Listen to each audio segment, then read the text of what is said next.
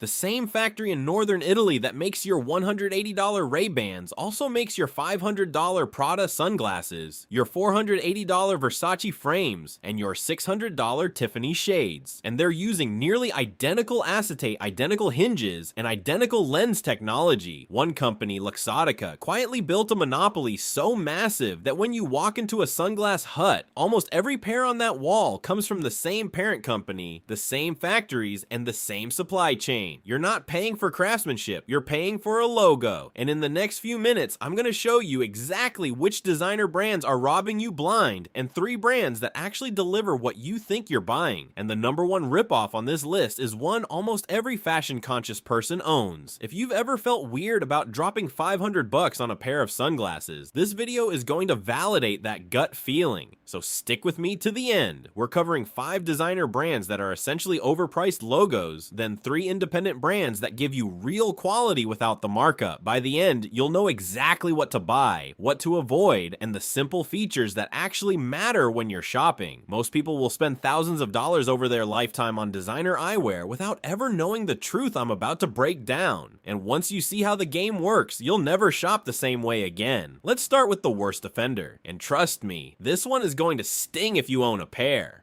Coming in at number 5 on our ripoff list, Dior sunglasses. Now Dior carries this aura of untouchable French luxury, hand-stitched leather goods, runway prestige, the whole fantasy. So when you buy a pair of Dior shades for $500, $600, $700, you assume there's a workshop in Paris where artisans are crafting them by hand. Here's what they don't tell you. Dior eyewear is produced by a company called Thelios, which is essentially a manufacturing partnership. Dior doesn't make these sunglasses themselves. They license the name. The frames are mass-produced acetate. The construction is standard industrial molding, and the design refreshes every season because they're built for the fashion cycle, not for longevity. So you're paying premium luxury pricing for a product engineered to feel outdated in 18 months. And here's where it gets worse. The quality control complaints on Dior frames are stunning for the price point. Loose hinges, lens coatings peeling, arms snapping. For $500, you should be getting something that lasts a decade. Instead, you're getting a fashion accessory with an expiration date. Now, this next one might surprise you because the brand has such cultural weight. Sliding into number 4,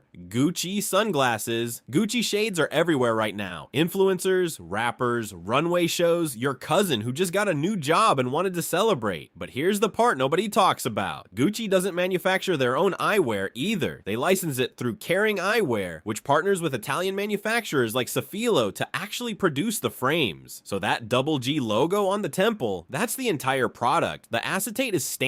The metalwork is industry typical. The hinges are the same 5-barrel hinges you'll find on sunglasses a quarter of the price. What you're really buying is the privilege of being seen in Gucci. Which, fine. If that's your thing, that's your thing. But understand the math. A pair of Gucci sunglasses costs them maybe $25 to $40 to produce. They retail for $400 to $600. That's not luxury pricing, that's logo taxation. And the trend cycle problem is even worse with Gucci because their styles are so distinctly branded that when the design language shifts in 2 years, your sunglasses scream old season from across the room.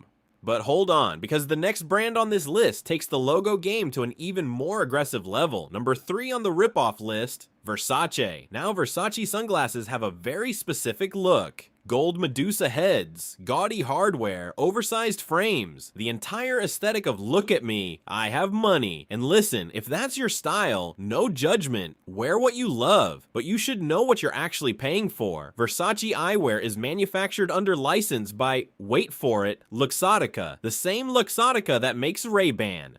The same Luxottica that owns Oakley, Purcell, and Oliver Peoples. So a $500 pair of Versace and a $180 pair of Ray-Bans are coming out of the same supply chain, often the same factory in Agordo, Italy. The acetate is the same grade. The hinges are sourced from the same suppliers. The lens technology is identical. The only meaningful difference is that gold Medusa hardware screwed onto the temple, which costs Luxottica maybe $2 to add. You're paying a $320 premium for a piece piece of decorative metal. That's not craftsmanship, that's marketing. Quick question before we keep going. Drop a comment and tell me which designer brand you've spent the most on. I'm genuinely curious to see how widespread the damage is. And if you've had a pair break within a year, definitely call it out, because you are not alone. Alright, the next one is interesting because it actually positions itself as a quiet luxury alternative to the loud designer brands, but the reality doesn't quite match. Coming in at number 2, Tom Ford sunglasses.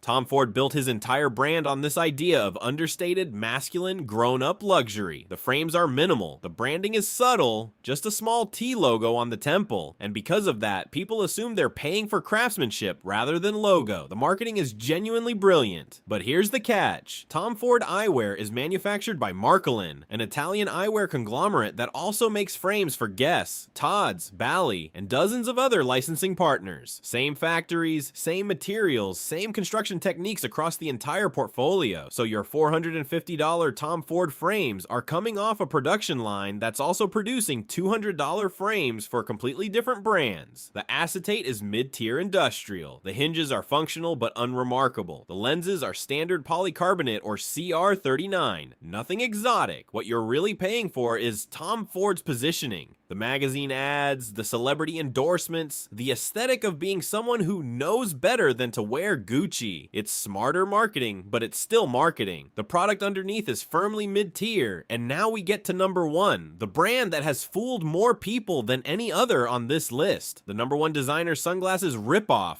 Prada. I know, this one hurts. Prada has serious cultural cachet, the triangular logo is iconic, and the brand sits at this perfect intersection of fashion and old money luxury, which is exactly why the markup is so brutal. Prada eyewear is licensed and manufactured by, say it with me, Luxottica. Same parent company as Ray-Ban, same factories, same supply chain, same Mazzucchelli acetate that Luxottica uses across nearly all of its brands. The construction process is essentially identical to a Ray-Ban Wayfarer. The hinges, the temple tips, the nose pads, all sourced from the same Luxottica suppliers. The only thing that justifies the $400 to $600 price tag is that little metal triangle on the temple. And the truly wild part? Prada cycles their designs aggressively, so the pair you buy this year often won't be available next year, meaning if a hinge snaps or a lens cracks, replacement frames may be impossible to source. You spent $600 on something with the structural lifespan of a fashion magazine. That's the Prada eyewear business model, and once you see it, you cannot unsee it. Okay, so that's the bad news. The designer eyewear industry is essentially one giant logo licensing scheme dressed up in Italian heritage marketing. But here's the good news. There are brands out there doing it right. Independent, transparent, and obsessed with the actual product instead of the actual logo. And the 3 I'm about to share are genuinely worth your money. By the way, if this is the kind of breakdown you wish more people made about other industries, you might want to stick around, and this channel does this kind of expose regularly, and the next one I'm working on covers an even bigger consumer category that's going to surprise you. Let's get into the brands actually worth buying. Starting at number 3 on the worth it list, Warby Parker's premium line. Now I know what you're thinking, Warby Parker, the affordable online glasses brand. Hear me out, their entry-level frames are fine, but it's there.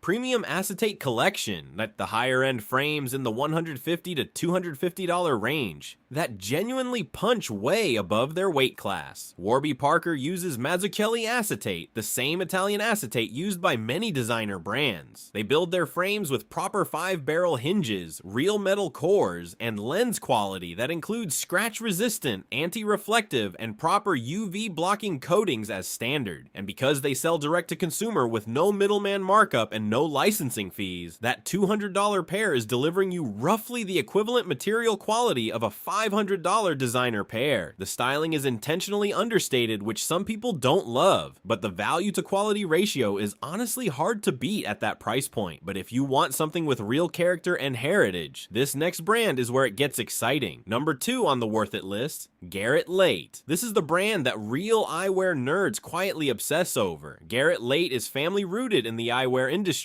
His father, Larry Late, founded Oliver Peoples, the original California cool luxury brand, which Luxottica Luxottica eventually swallowed. Garrett went off and built his own independent label that refuses to play the licensing game. His frames are made in small batches, often using premium Japanese or Italian acetate, with 7-barrel hinges, hand-polished finishes, and real attention to detail that you can literally feel when you pick them up. The frames are denser, the acetate has more depth and luster, and the construction has that solid heft that disappears entirely in mass-produced designer frames. You're looking at $300 to $450 for these, which sounds like a lot until you compare it to what you'd pay for the same quality from a Luxottica-owned brand. Easily double, sometimes triple, and the styles are timeless, so a pair you buy now still looks current in 10 years. And now, the #1 independent sunglasses brand actually worth your money. Topping the worth it list, Moscot. Moscot has been making eyewear in New York City since 1915. Let me say that again.